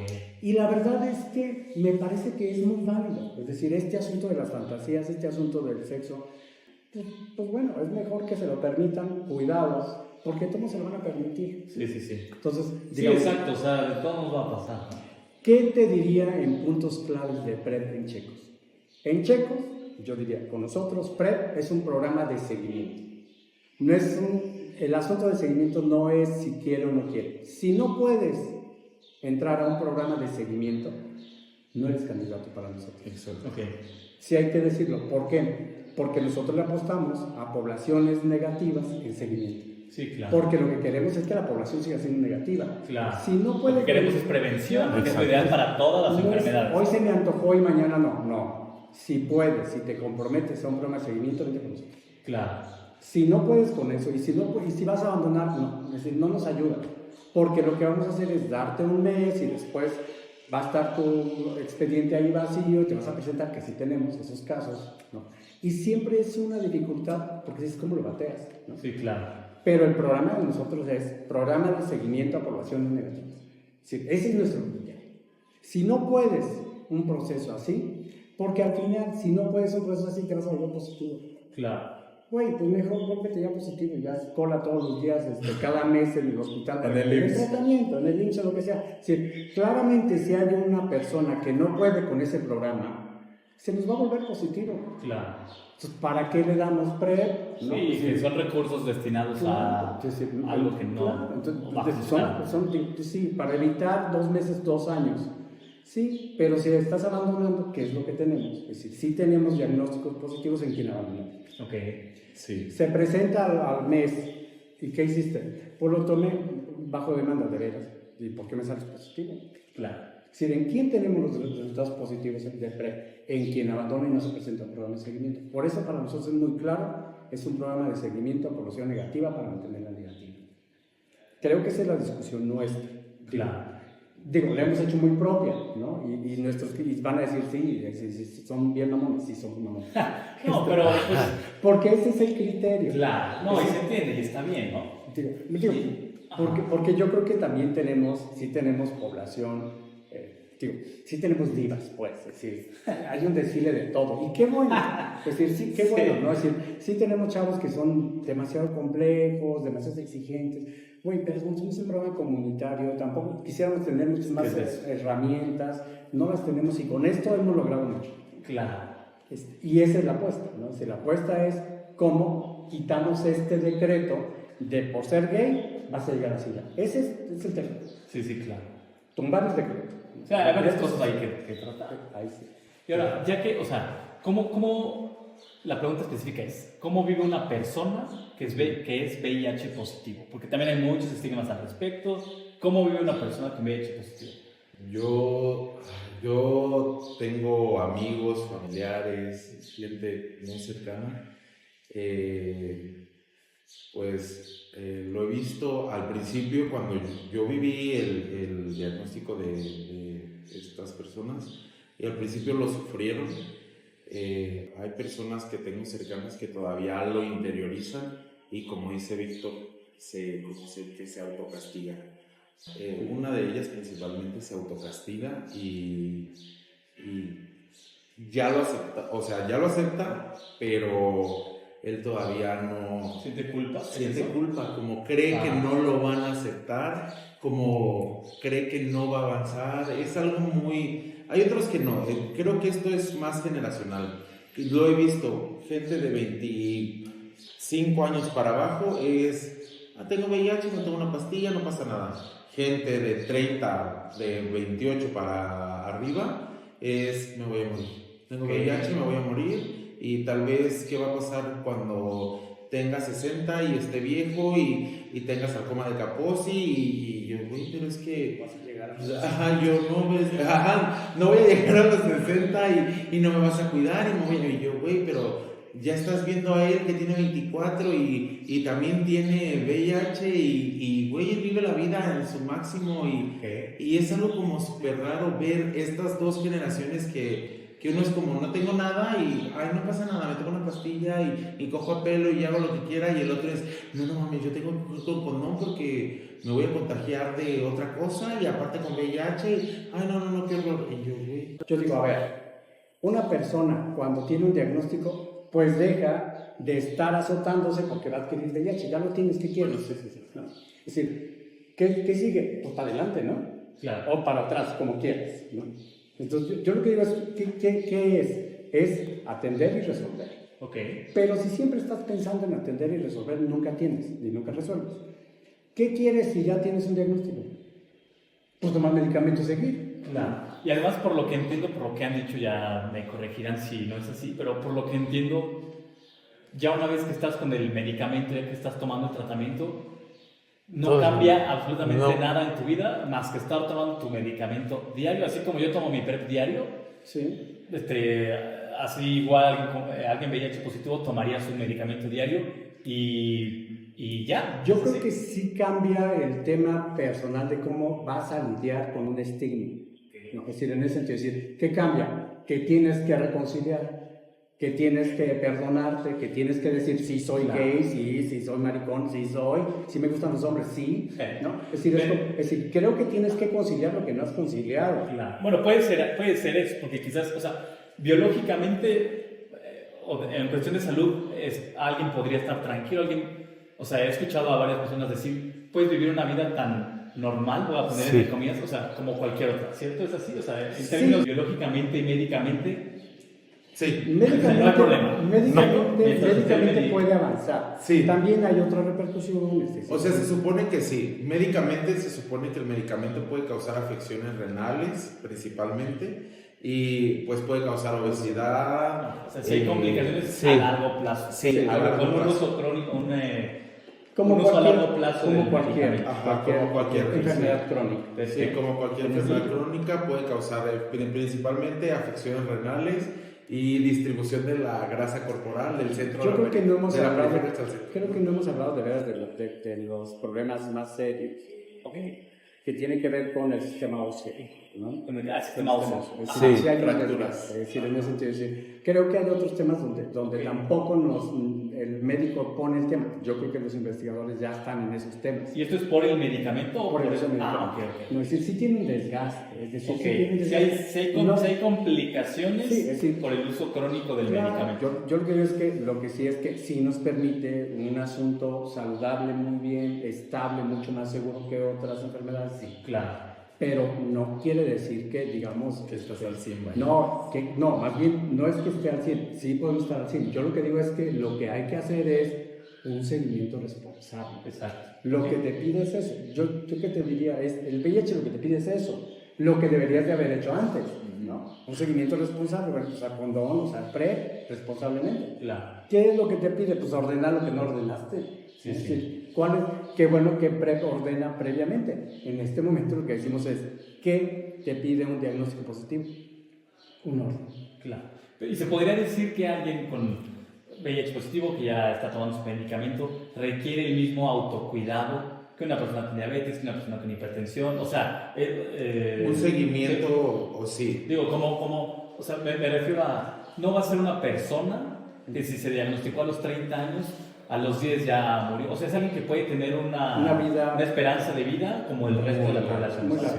Yo creo que el tema de VIH tiene otras aristas que luego no entramos, pero por ejemplo, tiene una complejidad distinta en mujeres. Okay. Es decir, la verdad, en adolescentes y niños que nacieron con VIH encuentran la complejidad. No son la mayoría, pero también sí, tenemos que entender que hay que ver la epidemia de VIH responsablemente. Sí, claro. Sí, mucho más allá con toda su complejidad.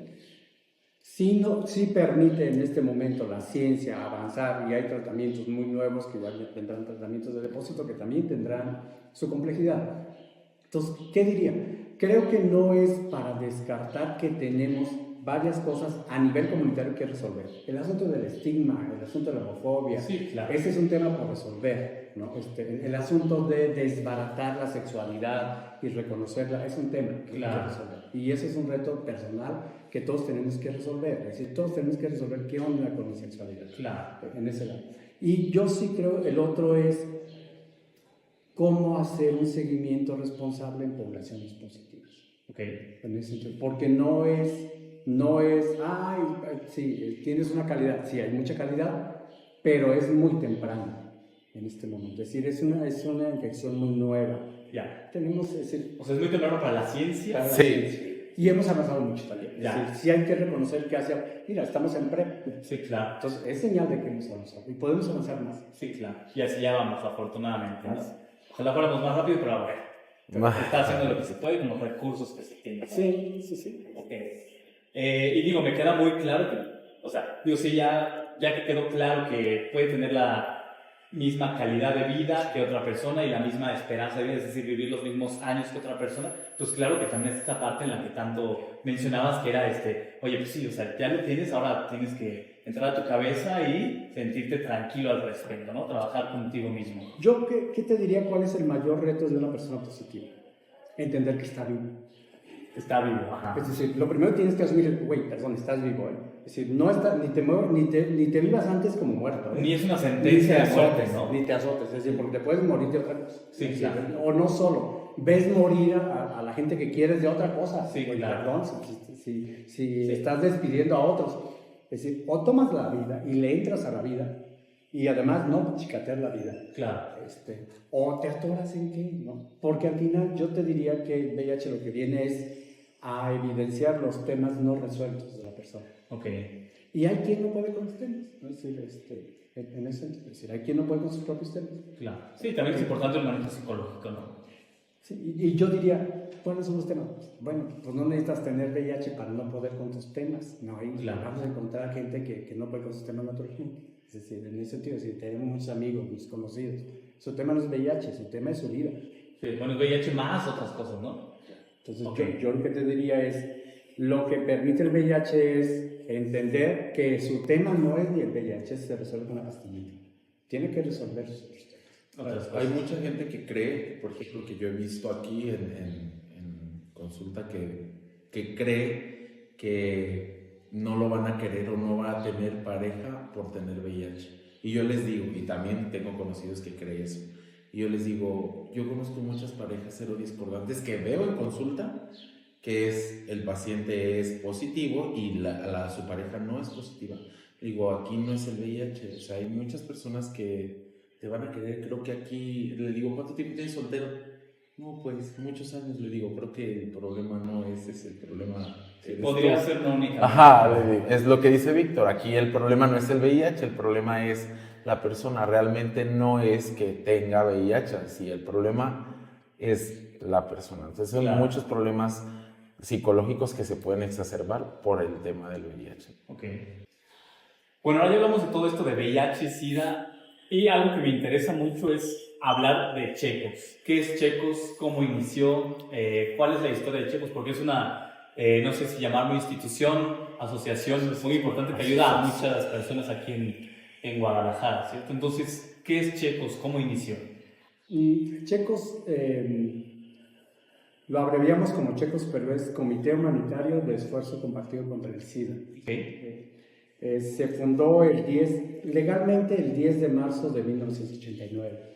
1989, ok, tiene que ser mi edad. Sí, por ahí 35 años. Sí. Y se inicia en los primeros años del VIH, ¿no? Okay. En el contexto de Guadalajara. Y se inicia con 3 grupos distintos que hacen la asociación. Primero un grupo, en ese momento era GOL, era un grupo de orgullo homosexual, Okay. que estaba iniciando en ese momento como el reconocimiento a la parte de la homosexualidad, y además tenía mucho de defensivo en materia de derechos humanos. Otro grupo que fue el grupo afectado, que es un poco los que luego quedan más estables, porque ellos fueron los hermanos o los amigos de compañeros que adquirieron VIH y murieron de SIDA en ese momento. Okay. En esa parte. Y un grupo de profesionales del Hospital Civil Viejo. Entonces conjugó un grupo. O sea, eran diferentes grupos que tenían algo en común. Y que era un poco la población, que tenía que ver con la población, que estaba muriendo por SIDA. Los primeros años funcionó como un banco de medicamentos. México tuvo acceso a tratamiento con Fox en el 2003. Antes no había acceso universal. Entonces, lo que hacía Checos antes del 2003 era conseguir tratamiento de Estados Unidos, comprar AZT, y lo que se hacía, porque en ese momento solamente había AZT. ¿AZT es el medicamento? Es un tratamiento, es un medicamento que se usaba para cáncer y se empezó a dar en pacientes positivos, ¿no? Y el banco de medicamentos funcionó, la verdad es que ese es el antecedente de México al final, que funcionaron con organizaciones civiles en diferentes partes del país como bancos de medicamentos. Y se entregaba en bolsitas, se entregaba para 10 días, se entregaba para 20 días, porque no había acceso a tratamiento. Y gente que tenía VIH, pues venía porque no había PCI. Sí, claro. Ese hasta el 2003, después del 2003, yo entro en el 2003-2004, y con el acceso a tratamiento se modifica totalmente. Que tiene que ver, cambia de banco de medicamentos más a promoción, a defensoría y diríamos, a detección. Ya se hacía acompañamiento a población de alto riesgo, y lo que hacía los primeros años era que se tenía convenios con laboratorio. Los laboratorios hacían las pruebas y nos mandaban los resultados y nosotros hacíamos seguimientos. En ese primer momento, que era mucho más consejería vinculada pues un poco al buen morir, es decir, en este asunto de saber que la muerte estaba muy cerca. Ya con el asunto de tratamiento fue modificándose, y después vamos abriendo más detección. En el 2006 iniciamos con las pruebas rápidas de detección cuando se ponen en el mercado, y a partir de ahí hemos avanzado en consejería, en detección. En el 2014 metemos prueba de cuarta generación que detecta en un periodo muy corto de 14 días. Sobre todo pensando en reducir los periodos de ventana. Casi siempre Secretaría de Salud mantuvo el periodo de ventana muy largo, de 3 meses todavía, como una política. Nosotros más bien, cuando hubo pruebas rápidas y cuando hubo prueba de cuarta generación, lo que hicimos fue romper el periodo de ventana tan largo. Sí, reducirlo, ¿no? Para que puedas hacer el diagnóstico más... Porque entras a una ansiedad muy grande. Claro. Yo digo, a ver, si puedes diagnosticar temprano, ¿por qué mantienes a una población 3 meses ahí como en psicosis, ¿no? Entonces, este asunto de nuestra intención y nuestra insistencia en meter prueba de cuarta generación fue esa, ¿no? Y después, ya en procesos de seguimiento, en el 18 incorporamos con el programa de la Ciudad de México, el programa de tratamiento pre-exposición Perdón, ¿en qué año fue eso? En el 18. 18, entonces apenas llevan 6 años. 6 años. De PrEP y PEP y diagnóstico. Es algo relativamente nuevo. Sí. Y además no solo, es decir, después de la Ciudad de México, la corte más grande del país es la de Checos. Entonces, es un poquito, ahí vamos siguiendo a la Ciudad de México. La Ciudad de México tiene servicios públicos de muy alto impacto, ¿no? Claro. Pero después de ellos, en la corte de población en PrEP, somos nosotros, ¿no? Es cierto, los primeros años de PrEP, incluso en Condesa, porque tienen todavía una lista de espera. Condesa, en Ciudad de México. La lista de espera es todavía un poquito más larga, ¿no? Pero en esos primeros años, que era más difícil, en el 2018-19, todavía el 20, algunos chavos de la Ciudad de México venían con nosotros, porque era más rápido, porque ha sido como... Sí hemos procurado eso, es decir, hacemos la evaluación de PrEP el mismo día, y ese mismo día se entrega el retorno de 30 días. Es decir, este asunto de no hacer esperar a la población. Porque hemos entendido que el VIH hay que entenderlo como una infección que hay que atender. Claro. El SIDA es otro tema, pero el VIH creo que es muy simple de hacer el proceso. Sí, claro. El SIDA estamos hablando de otra cosa. Okay. Y creo que este tema de evitar nuevas infecciones también es un tema muy simple. Yo sí creo que habiendo PrEP y PEP, Sí, es una ventajísima, ¿no? O sea, es un gran beneficio. Un poquito ahí, esos checos, ¿qué servicios tenemos? Pues aparte del PrEP y el PEP, también tenemos consulta médica. Para la consulta médica, pues estamos atendiendo enfermedades de transmisión sexual. Pues las enfermedades que principalmente tenemos debido a esto, que no solo por tener relaciones sexuales sin protección, tenemos sífilis, clamidia, gonorrea, VPH, que es lo que estamos teniendo demasiado. Aquí Víctor ha gestionado bastante la vacuna de VPH. Hemos hecho ya varias campañas de vacuna de VPH. También mi compañero Javi me ayuda a realizar cauterizaciones de lesiones en genitales, principalmente ano y pene, y también en vulva cuando vienen chicas. Algunas he tenido hasta orales, en paladar, en labios. Entonces también tenemos atención psicológica con mi compañero Gabriel. Lo que es importantísimo. Sí, lo cual es importantísimo. Muchos llegan a solicitarlo, no solo cuando están en detección de VIH, sino también en algunas otras situaciones llegan a solicitar la atención del servicio. Sí, y pues, ¿qué es? Pues algo que me interesa muchísimo saber es, o sea, dan muchísimos servicios, dan medicamentos, diagnósticos, etcétera. ¿Cómo es que se fondean? ¿De dónde reciben recursos? ¿Cómo es que se mantienen? Mira, antes de este sexenio había una convocatoria pública del gobierno federal y accedíamos a través de un proyecto a un recurso público, ¿no? A través de una convocatoria concursábamos en proyectos. Después estuvimos, el periodo más difícil yo creo que fue cuando entra la actual administración y quita todo el recurso a organizaciones civiles. Pero en ese momento estábamos nosotros en el convenio de INPRE con programas de la Ciudad de México, Perú, México, y creo que eso nos ayudó a transitar ese periodo que para otras organizaciones fue muy complejo, porque el programa de INPRE sostuvo el equipo. Y para nosotros el equipo no es un equipo solamente para PrEP, el equipo es un equipo que presta servicios a la comunidad. Sí, claro. Y entonces lo que entiendes es, bueno, sí sostiene un recurso de INPRE, pero los servicios son comunitarios. Sí, claro. O sea, reciben recursos, por lo que entiendo, algunos recursos los reciben del gobierno. En este momento lo que estamos recibiendo por parte del gobierno es el tratamiento. Sobre todo antirretrovirales, pruebas. Que me imagino que jamás va a ser, o sea, no, que necesitan muchísimos recursos para todo lo demás, ¿no? O sea, y lo que piensas, yo pienso el espacio de Chetos como un espacio donde la comunidad atienda las necesidades que tiene. Es decir, ¿por qué atendemos VPH? Es decir, ¿por qué atendemos lesiones? Porque encontramos chavos que necesitan, traen lesiones. Porque está la necesidad. Está la necesidad. Claro. Y que acceder de veras a un espacio público para quitar lesiones es bien difícil, ¿no? Claro.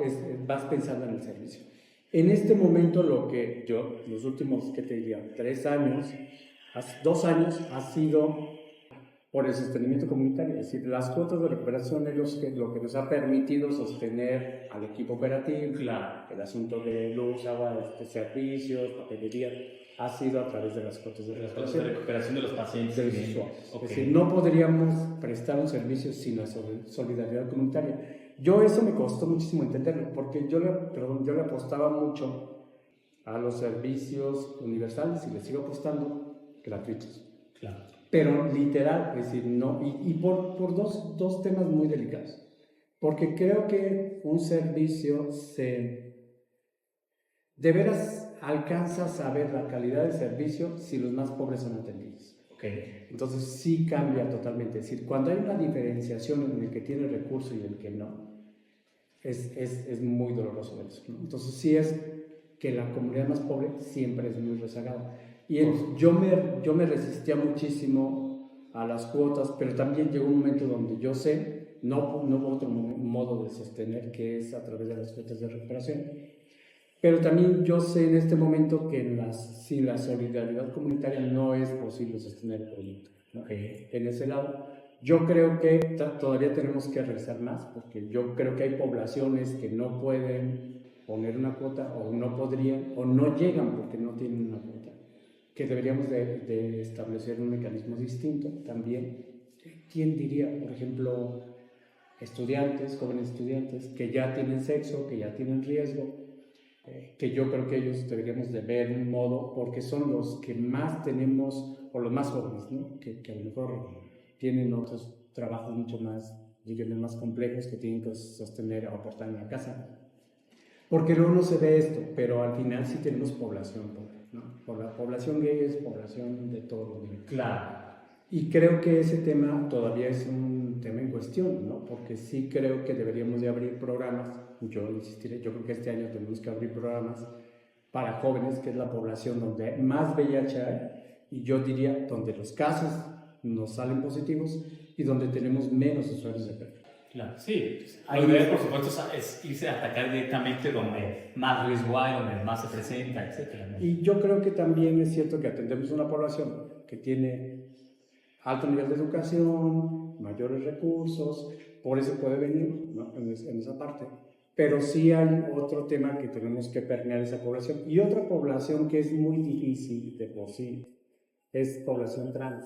Es decir, población trans que vive otros estigmas, ¿no? Es decir, vive otras cosas que también, digo, yo creo que Checos está hecho para mujeres trans, no atendemos, pero pues necesitaríamos un endocrinólogo, necesitaríamos otras cosas. O sea, no está hecho desde el punto de vista de que no existe la capacidad que ellas requieren. Sí, es sí. decir, si hay no porque no quieran, no es porque Checos no quieran, sino porque no está es decir, pagar un endocrinólogo, sí, claro. los estudios que necesitamos para ellas claro. requieren otras cosas.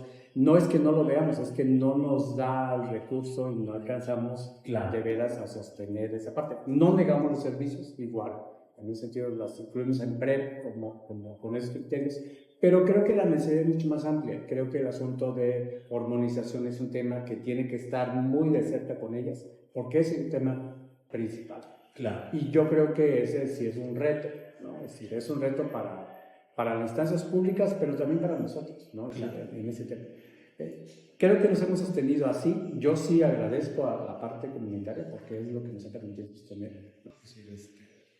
No, y pues la verdad es que felicidades porque llevan 35 años haciéndolo, se han ido adaptando a las necesidades de la población, de lo que ha pasado, de lo que los recursos, tanto médicos, ciencia nos ha dado y se han adaptado muy padre y está súper bien. Y algo que me gustaría preguntarles ya para acercarnos al cierre es, digo, ustedes que tienen toda esta experiencia, a mí me ha pasado con dos personas muy cercanas, muy queridas, que me han dicho, oye, tengo VIH, y mi reacción ha sido, o sea, ha intentado ser lo más cálido posible, pero la verdad es que no sé cómo es la mejor reacción. Así como cuando se muere alguien, no vas a decirle, ay, está en un mejor lugar, porque no se puede decir ese tipo de cosas. ¿Cuál es una forma correcta de apoyar a alguien que te está diciendo su diagnóstico reciente? ¿Cómo puede reaccionar alguien para apoyar a esa persona? Mira, yo lo que digo es que cuando alguien revela su diagnóstico es porque ya lo masticó, ¿no? Es decir, ya tuvo un acercamiento, ya avanzó. ¿Qué preguntas son como muy simples que tendríamos que decir? ¿Ya estás en tratamiento? Sí, creo que es una pregunta, es decir, lo urgente en una persona positiva es acceso a tratamiento. Si ya estás en tratamiamiento, si no, ¿qué hacer? ¿Cómo te ayudo para acceder al tratamiento? Es decir, lo que es decirle, y aquí estoy para ti, ¿no? Y yo lo que digo es, porque luego es bien difícil, porque es bien difícil decir, aquí estoy para ti. Yo lo que digo es, ¿qué necesitas? Claro. ¿Qué necesitas de mí? Es decir, ¿cómo te puedo ayudar? Claro. ¿Cómo te ayudo? ¿Qué necesitas de mí? Porque muchas veces lo único que es que me escuches, ¿no? Es decir, que sepas, claro. Que sepas y, pues, te quiero mucho y no vas a ser el primero ni el último. Claro. Y en lo que podamos, y echemos una cervecita, y si quieres platicar, o te canalizo con alguien, te mando con alguien, necesitas platicar con quién. Sí, eso se me hace buenísimo. Porque es ese lado, porque tú sabes qué necesitas. Ya hablaste tu tema, ¿quién lo sabe? Es decir, aparte de mí, a alguien se lo compartiste. Sí, porque claro. es como esta red, ¿no? Si te lo digo es porque confío y porque te lo puedo decir. Sí, ¿no? claro. Y lo otro es, ¿por qué hay que decir que si estás en tratamiento? Porque yo lo sigo diciendo, el VIH se resuelve con una persona. Claro. Los temas, eso es todo el mundo tenemos que resolver. Es decir, la vida ordinaria la tenemos que ir resolviendo. Claro. Sí, No solo con VIH, sino con cualquier cosa. cualquier ¿no? cosa. O sea, aquí en este canal yo impulso mucho la terapia siempre. Entonces, Sí. claro que para mí es muy importante. Y, Sí, claro. ¿Qué ayuda a una persona positiva? Que no sea un secreto individual. Ok. Es decir, que sepas, a ver, ¿quién más lo sabe? ¿Quién Precisamente esa era mi siguiente pregunta. ¿Qué consejo le darían a alguien que vive con VIH y quiere comunicarlo a alguien cercano? ¿No? Ya empezabas a decir Sí, eso. a ver, yo lo que digo es, a ver, porque ese es un tema frecuente en una persona positiva, es a quién hay que decirle y cómo hay que decirle. Sí, sí. Yo lo que diría es tiempos, y es una regla de espiritualidad, tiempo, lugares y personas. Ok. Es decir, es el tiempo de decirlo. ¿Para qué decirlo? Ok. ¿A quién decirlo? Claro. ¿Cuándo decirlo? O sea, alguien que ya quiere decirle a su familia, probablemente no sea el mejor momento a mitad del bautizo del sobrino. Claro, porque donde también, está porque 30 también personas tenemos, reunidas, es decir, ¿no? tenemos casos. Entonces, a ver, le voy a decir a mi mamá que soy positivo, ¿para qué? ¿Cuándo? Le voy a decir a mi mamá porque estoy encabronadísimo y el modo de chingármela, es decir, soy positivo, no, güey, es decir, no, eso no es un asunto. Claro. Es decir, eso no resuelve nada, ¿no? Sí. Es decir, porque es con qué intención lo dices. ¿Sabes qué, mamá? Quiero decirte que, pues tengo que decirte porque voy a estar Bien. tomando tratamiento, ya estoy en tratamiento, ya me atendí, tengo 1 año en tratamiento, tengo VIH, no más quiero decir. Claro. Bueno, si ayuda, ¿no? Ayuda porque descansa. Claro. ¿En qué ayuda a revelar el diagnóstico? Pues para qué lo cargas solo. Sí, es que es algo, digo, por ejemplo, cuando yo salí del closet, pues quieres decírselo a tus seres queridos, ¿no? Porque no quieres estar escondiendo, no quieres estar ¿no? Pues es lo mismo, creo que Ajá. de hecho sí lo llaman Ese es salir el del closet. closet. Del VIH. Ah, ok, también se dice Sí. así, ok. Es Salir del closet del VIH y creo que también, bueno, lo que me han dicho algunos pacientes conocidos y amigos es lo mismo, es como el mismo alivio de... Y es cuando se sienten en confianza, seguros, Claro. y les causa el mismo alivio. Hay gente que tampoco le causa como el tema de tengo que decirlo, pero cuando lo dicen es como tú dices, es como un descanso y es como eres la persona a la que tenía que decirle y no le tengo que decir a nadie más porque eres mi persona segura. Claro. Y yo lo que digo es, si lo sabe la gente que te quiere, bueno, en ese lado. Y lo otro es, también es un tema frecuente en la población positiva, es la pareja cuando le digo, ¿a quién le digo? Exacto. Yo digo, es a todo mundo con el que te acuestas le tienes que decir que eres positivo.